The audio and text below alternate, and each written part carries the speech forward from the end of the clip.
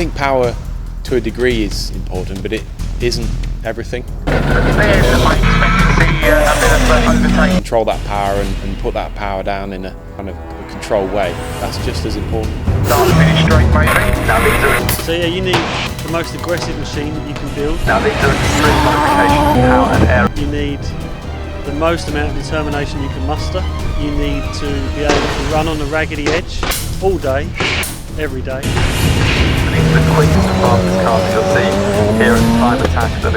And you need to have a car that's capable of beating everybody else.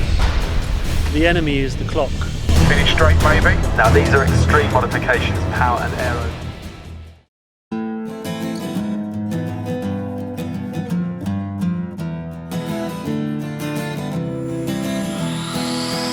Drivers are getting strapped into their cars. This is your chance then, ladies and gentlemen, to come to the fence line because this is a little bit of Cadwell Park history. Round 4 of the UK Time Attack Championship visited the twisty and undulating Cadwell Park circuit in Lincolnshire that celebrated its 80th anniversary in 2014. And gets the signal to go, so now they come onto the track. We'll bring you up to speed, ladies and gentlemen, with some times when we get them, but sit back and enjoy, I think, is the thing. Popular with spectators and competitors alike, Cadwell Park winds its way through open park and woodland, and therefore it's no surprise it's fondly nicknamed the Mini Nürburgring. One of the circuit's highlights is the infamous mountain section, which drivers usually tackle airborne, providing a particularly unique challenge. Knowing that nimble and light is the quickest way to go around Cadwell, it will be interesting to see how the powerful and technologically advanced cars of the Time Attack Championship cope with the challenges of this circuit. Certainly a photo that you won't see very often. The two cars come over the top of the hill together, turn up on the bank, hit the other side of us. Your chance for the camera.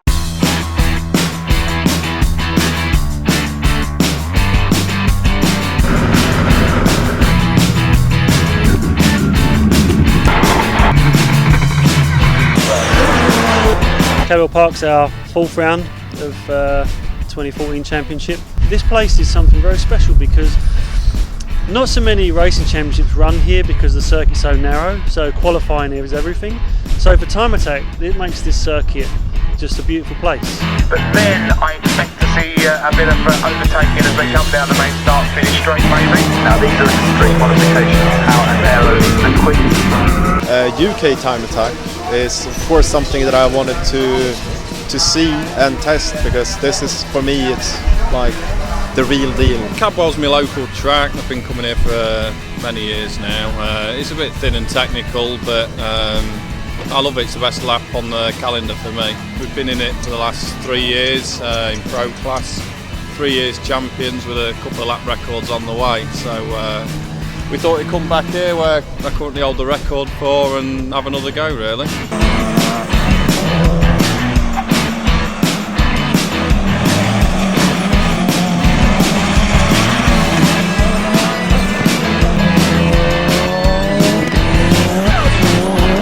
I guess it's a new event for me, where I'll be really pushing.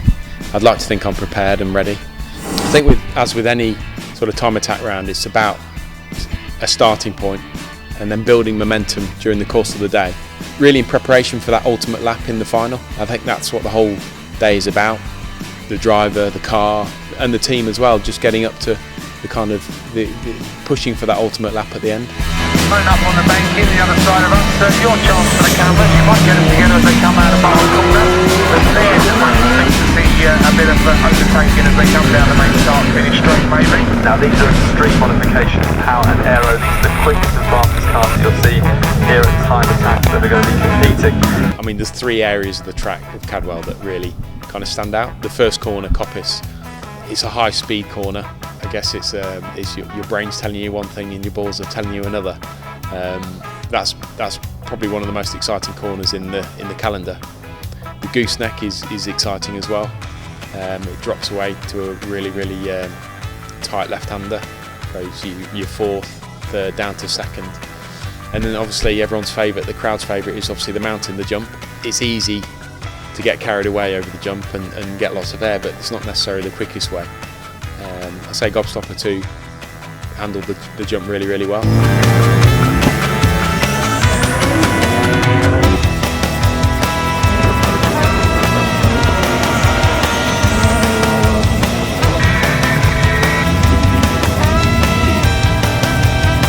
Yeah, one great thing about Gobstopper 2 is it is an incredible,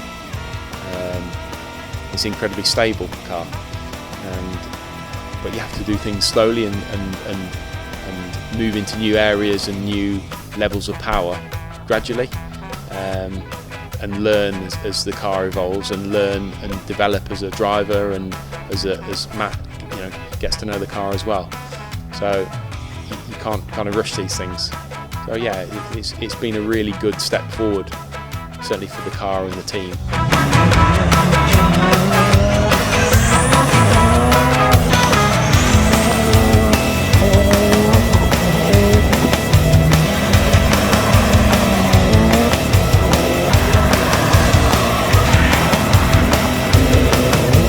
I think each session you go out and you try and learn as much as you can, and you identify your kind of weak areas of the track, whether it be your braking point, whether you need to be in a gear higher.